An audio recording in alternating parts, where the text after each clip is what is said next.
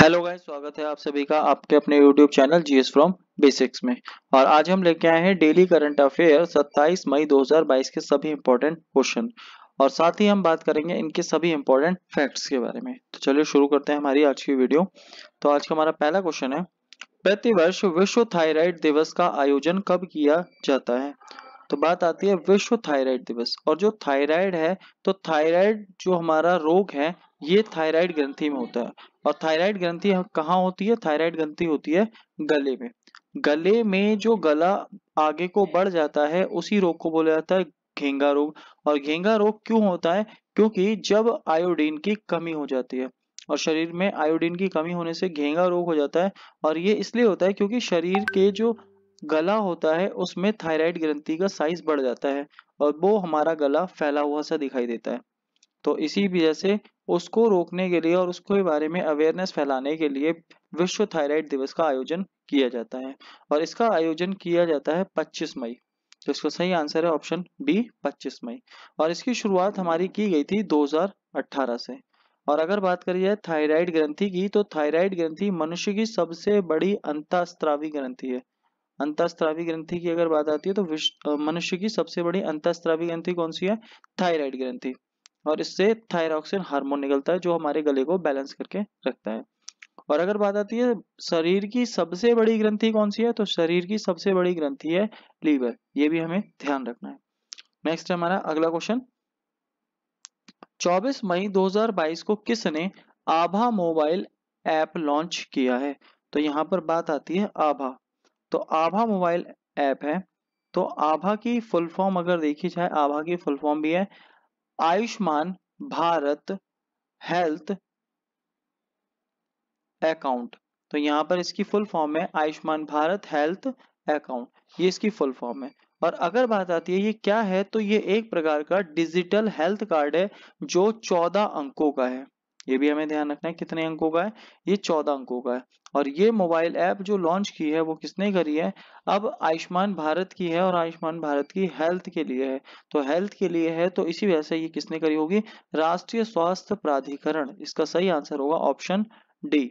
तो यहाँ पर बात आती है ऑप्शन डी, इसको बोलते हैं NHA, नेशनल हेल्थ अथॉरिटी। तो यहाँ पर अगर बात आती है तो राष्ट्रीय स्वास्थ्य प्राधिकरण, ये भी इंपॉर्टेंट है, हमें ध्यान रखना है। नेक्स्ट हमारा बात आती है अगला क्वेश्चन, हाल ही में किसे विश्व स्वास्थ्य संगठन का महानिदेशक चुना गया है? तो अभी अगर बात आती है, ये बात चल रही है WHO की। और WHO अगर देखा जाए, WHO की जो स्थापना हुई थी वो कब हुई थी? 7 अप्रैल 1948 को। इसीलिए 7 अप्रैल को मनाया जाता है जो हमारा WHO है, इसका स्थापना दिवस है। तो विश्व स्वास्थ्य दिवस भी हमारा 7 अप्रैल को मनाया जाता है WHO के स्थापना दिवस पर। और अगर देखा जाए WHO का मुख्यालय कहाँ है, तो इसका मुख्यालय है जिनेवा, स्विट्जरलैंड में। अब बात आती है इसके महानिदेशक की। तो इसके महानिदेशक किसे चुना गया है? इसके महानिदेशक चुना गया है डॉक्टर टेड्रोस घेब्रेयेसस। और ये जो व्यक्ति हैं ये हमारे दूसरी बार क्या है कि दूसरी सेकंड टाइम हमारे दूसरी बार दोबारा से WHO के महानिदेशक चुने गए हैं। और अगर कोई भी व्यक्ति महानिदेशक बन सकता है तो वो मैक्सिमम 2 बार ही बन सकता है। और ये दूसरी बार बने हैं और ये दोबारा से 5 साल के लिए फिर से बन गए हैं। तो ये भी हमें ध्यान रखना है। नेक्स्ट है हमारा अगला क्वेश्चन, हाल ही में भारत और किस देश ने निवेश प्रोत्साहन समझौते पर हस्ताक्षर किए हैं?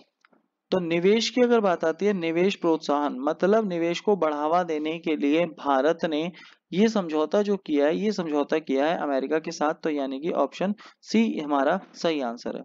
अब इसके माध्यम से होगा क्या कि यहाँ पर जितना भी डेवलपमेंट है यानी इन्वेस्टमेंट होगा, तो इन्वेस्टमेंट जितना भी होगा तो उसको बढ़ावा देने के लिए भारत ने अमेरिका के साथ में डील करी है ताकि भारत में निवेश क्या हो, बढ़ सके, जिससे भारत क्या होगा, डेवलप होगा। और अभी ये समझौता कहाँ, अभी हमारी क्वाड की एक मीटिंग चल रही है जो हमारी टोक्यो में हो रही है। और टोक्यो में अमेरिका भी है और भारत भी है। तो वहीं पर अमेरिका और भारत के बीच में ये समझौता हुआ है जहां भारत और अमेरिका ने दोनों ने साइन किए हैं। नेक्स्ट है हमारा अगला क्वेश्चन, हाल ही में भारत और किस देश के बीच द्विपक्षीय नौसेना अभ्यास बोंगो सागर का तीसरा संस्करण आयोजित किया जा रहा है? तो बात आ रही है नौसेना की, और अभ्यास कौन सा है? बोंगो सागर। अब बोंगो सागर की बात आती है तो ये है हमारा बांग्लादेश में। बा से बोंगो और बा से ही बांग्लादेश। तो बोंगो सागर बांग्लादेश के साथ हो रहा है, भारत और बांग्लादेश के बीच में हो रहा है बोंगो सागर। और इसका कौन सा संस्करण है? इसका तीसरा संस्करण है। तो ये भी हमें याद रखना है। और बांग्लादेश के कौन से पोर्ट पर हो रहा है? कौन सा अगर देखा जाए बंदरगाह है तो ये है पोर्ट मंगला। तो पोर्ट मंगला हमारा बांग्लादेश में, जहां पर ये युद्ध अभ्यास होगा। और इसमें अगर देखा जाए कौन कौन से जो जहाज हैं वो शामिल होंगे, तो अभी यहाँ पर एक और मिशन हुआ था, एक और युद्ध अभ्यास हुआ था। कौन सा हुआ था? कॉर्पेट। कॉर्पेट में हमने दो देखे थे, एक तो हमने देखा था आईएनएस कोरा और एक था आईएनएस सुमेधा। तो ये दोनों अभी बांग्लादेश में ही थे, क्योंकि कॉर्पेट भी बांग्लादेश के साथ ही चल रहा था। तो कोरा और सुमेधा भी जो है वो हमारे बोंगो सागर में क्या है? भाग लेंगे। पहले उन्होंने कॉर्पेट में लिया, अब किस में लेंगे? बोंगो सागर में भाग लेंगे। और अगर बात आती है बांग्लादेश, तो बांग्लादेश विश्व का सबसे बड़ा जो है वो हमारा डेल्टाई देश है, क्योंकि सबसे बड़े विश्व के सबसे बड़े डेल्टा पर बसा हुआ है ये, गंगा और ब्रह्मपुत्र डेल्टा पर। तो इसी वजह से सब विश्व का सबसे बड़ा डेल्टा देश है, और डेल्टा पर बना हुआ है इसीलिए इसे बोला जाता है नदियों का देश। अगर बताइए नहरों का तो वो है पाकिस्तान, लेकिन अगर बात आती है नदियों का तो नदियों का देश कौन सा है? बांग्लादेश। नेक्स्ट है हमारा अगला क्वेश्चन। हाल ही में विश्व आर्थिक फोरम द्वारा जारी travel and tourism development index 2022 में भारत किस स्थान पर रहा है? तो अगर बात आती है विश्व आर्थिक फोरम, तो विश्व आर्थिक फोरम की बात आती है वर्ल्ड इकोनॉमिक फोरम। अब इसने एक हमारी रेटिंग जारी करी है, कौन सी? Travel and tourism development index.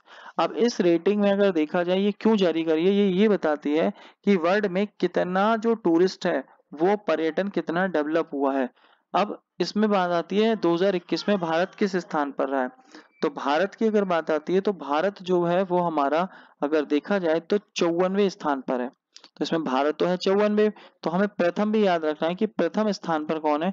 तो प्रथम स्थान पर है जापान, प्रथम स्थान।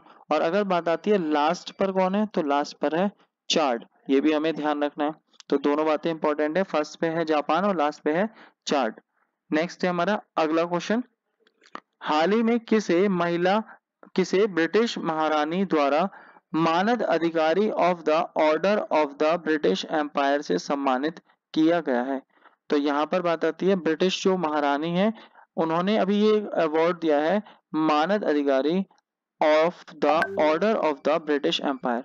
अब इस अवार्ड से अभी पीछे भी एक व्यक्ति को सम्मानित किया गया था जो थे अजय पीरामल। अब दोबारा से ये एक व्यक्ति को मिला है, और किसे मिला है? तो ये मिला है किशोर जय रामन को मिला है।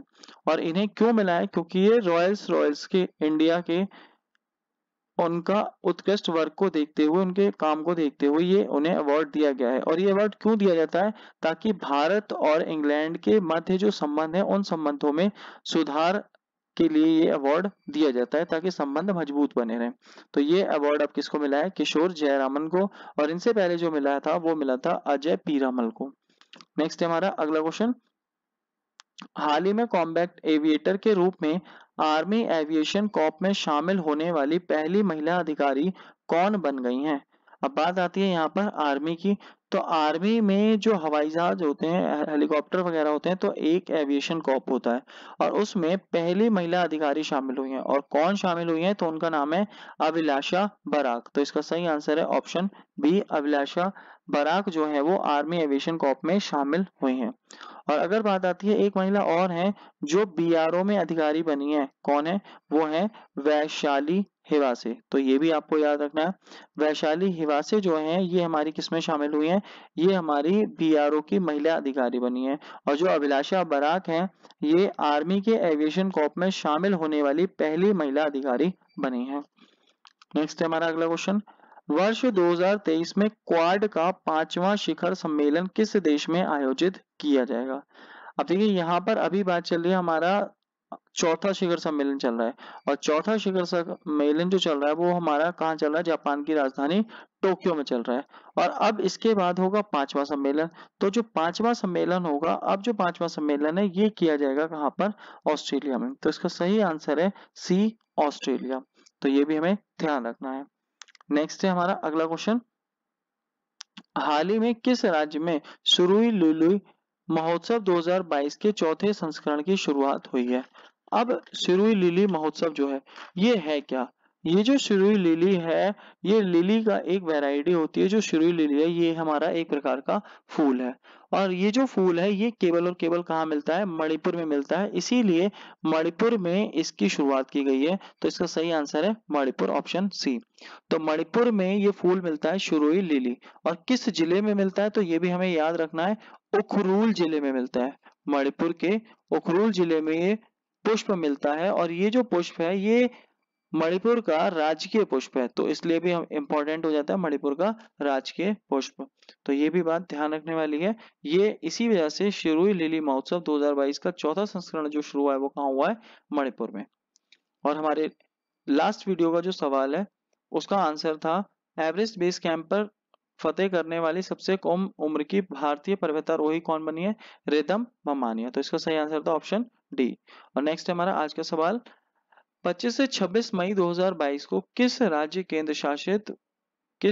या केंद्र शासित प्रदेश में लैवेंडर फेस्टिवल का आयोजन किया जाएगा? तो इसका आंसर आपको कमेंट बॉक्स में देना है। और अगर वीडियो अच्छी लगी हो तो प्लीज वीडियो को लाइक करें, शेयर करें, कमेंट करें, और अगर चैनल को आपने अभी तक सब्सक्राइब नहीं किया है तो चैनल को सब्सक्राइब करें। आज की वीडियो देखने के लिए थैंक यू गाइस।